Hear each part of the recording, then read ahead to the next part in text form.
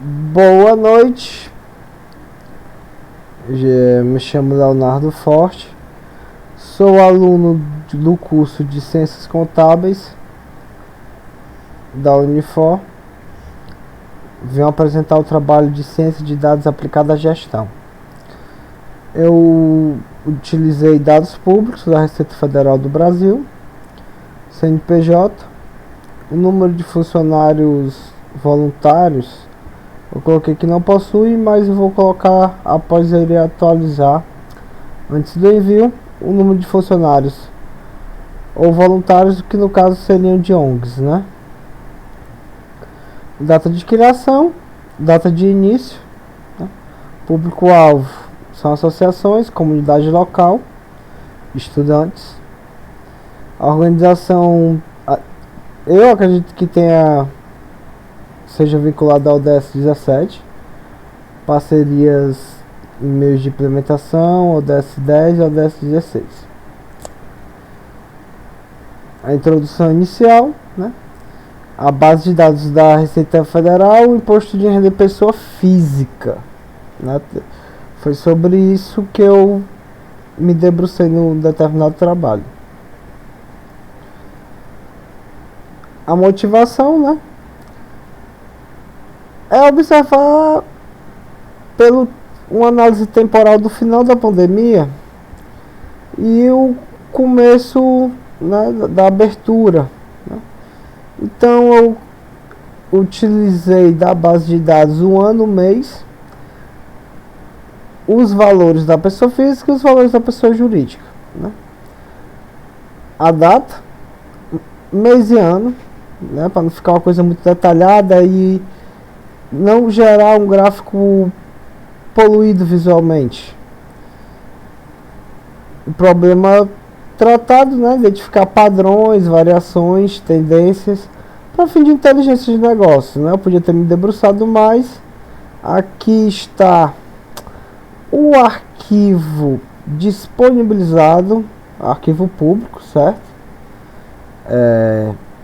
Ele, infelizmente, no meu editor de texto, ele coloca a bola de futebol no acontigo, né? Infelizmente. E dá para você fazer uma filtragem de atividades financeiras, né? Pessoa física, dá para olhar pelo tipo do imposto, né? O COFINS, o PIS, o IOF, né, que está sendo o último assunto mais recente. Eu quis fazer uma análise do pessoa física e pessoa jurídica entre 2020 e 2024. Voltando para o relatório, né? As técnicas utilizadas, né? O pré-processamento de dados. Eu fiz utilizando a linguagem de programação Python no Google Colab, certo, né? Importei as bibliotecas, coloquei o arquivo, coloquei Latim 1 para não ter problemas com nossa acentuação da nossa magnífica língua portuguesa, que geram probleminhas para nós programadores, que eu também sou do curso de análise e desenvolvimento de sistemas em outra instituição. A visualização inicial, as primeiras linhas, verificar duplicatas, normalizar os nomes e as colunas, certo? Tudo isso aqui é uma etapa de tratamento e pré-processamento, né? Foi tentado fazer algumas análises preditivas, mas constou bastantes valores nulos.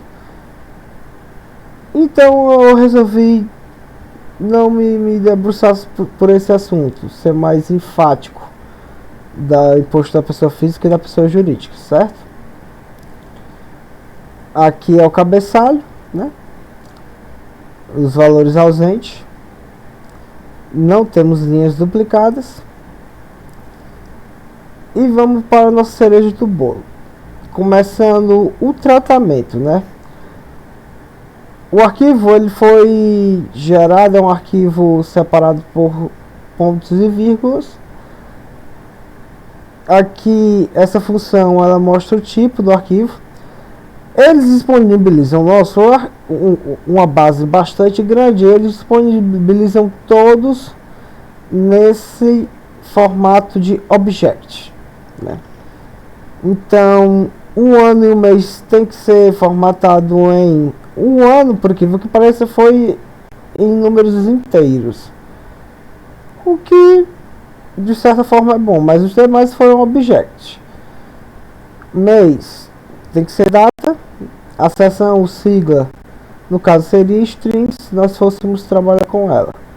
Como vai ser imposto de renda e pessoas jurídicas, seria o método float ou flutuante, que são números com casas decimais, com vírgulas, porque se trata de valores, certo?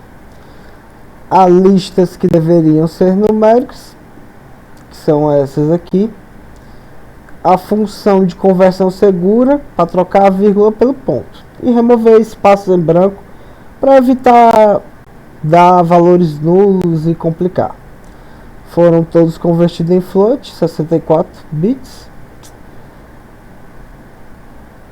Os meses estão abreviados, como a gente pode ver no arquivo .csv, que ele no Windows ele é aberto pelo Excel. Você presta atenção, ó, eles estão em abreviações. A base de dados ela contém dados desde 2016, mas eu quis me debruçar sobre 2020 até 2024. Observar os efeitos sazonais e a alternância entre tributos, né, para análises específicas, né. Foi utilizada a visualização interativa com plot. Aqui o nosso belíssimo gráfico. Ele tem a opção de ver ambos. Quando a gente bota o mouse em cima, ele fala o mês e o valor em bilhões, né? Então vamos ver. A pessoa física teve uma pequena alavancagem e um crescimento bastante linear, mas há uma discrepância entre maio de 2023 e maio de 2024, né? Essa discrepância. Os meses de janeiro, fevereiro e março, eles são quase que unânimes em serem alinhados, e isso é muito interessante para fins de inteligência de negócios, né? A pessoa deseja atuar em determinado ramo, a pessoa saber que vai pagar seria pago um valor a mais numa determinada época. Então, se a pessoa vê viabilidade, investe menos, né? E aqui são ambos o comparativo, né? Eu posso aumentar, aí diminui as casas, né? Posso diminuir, que irá mostrar todos os anos, né? De janeiro de 2020 a julho de 2024, outubro de 2024 e por fim dezembro. Voltando para o nosso belíssimo relatório, temos a descrição, a arrecadação dos tributos de pessoa física e pessoa jurídica, previsão de receitas, planejamento orçamentário e avaliação de políticas fiscais, né? A gente pode ver aqui e pesquisar depois. Pessoa jurídica, em janeiro, né, já tem saído todos os balanços e as demonstrações contábeis obrigatórias das pessoas jurídicas. Então por isso que em janeiro ele tem um boom, né? É quase que unânime. Pessoa jurídica, né? Já pessoas físicas, é bem interessante de ser pesquisado esse acréscimo de 15 bilhões para 23 bilhões, né?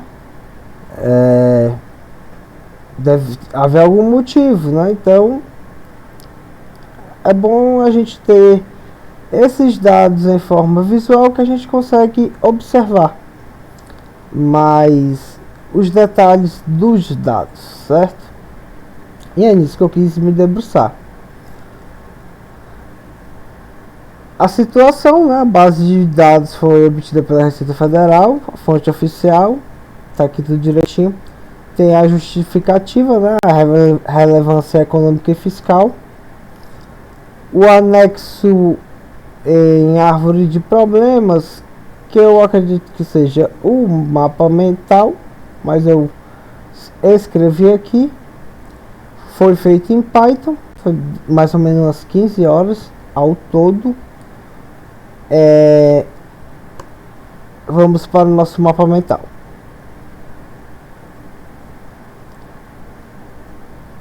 Vou aumentar aqui. Opa, aumentei demais. Conversão, né? Converter as colunas ano e mês para a data com pandas, que é a biblioteca para ciência de dados em Python. Filtragem de 2020 a 2024. Agregação de valores mensais por tipo do imposto para análise. Pessoa física, é pessoa jurídica.